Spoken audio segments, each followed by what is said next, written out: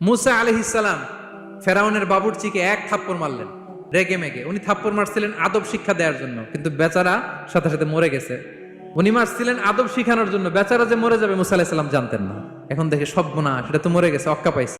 উনি দিলেন দৌড়। মুসা আলাইহিস সালাম দৌড়াতে দৌড়াতে প্রাণ ভয়ে চলে গেলেন আরেক সীমান্তে, মিশর ছেড়ে আরেক এলাকায়। যে দেখে কিছু লোক ধাক্কাধাক্কি করে তাদের উটগুলোকে পানি খাওয়াচ্ছে, আর দুইটা মেয়ে পাশে চুপ করে বসে আছে। উনি বুঝতে পারলেন মেয়েগুলো এই ইয়াং ছেলেদের সাথে ধাক্কাধাক্কি করে টিকতে পারবে না। উনি এগিয়ে গেলেন, বললেন তোমরা পানি খাওয়াবো ওটদেরকে? হ্যাঁ খাওয়াবো, আসো। উনি ওটগুলো নিয়ে সবাইকে সরিয়ে পানি খাইয়ে দিলেন, মেয়েরা চলে গেল।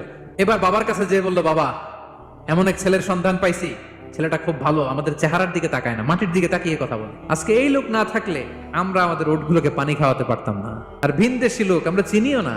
ইন্না খায়রা মান ইস্তাজারতাল কবিয়ুল আমিন। বাবা কাজ করেন, আমাদের তো রাখাল লাগবে, আমাদের দেখভাল করার জন্য তো একজন সুপারভাইজার দরকার, এই ছেলেকে আপনি কাজে রেখে দেন।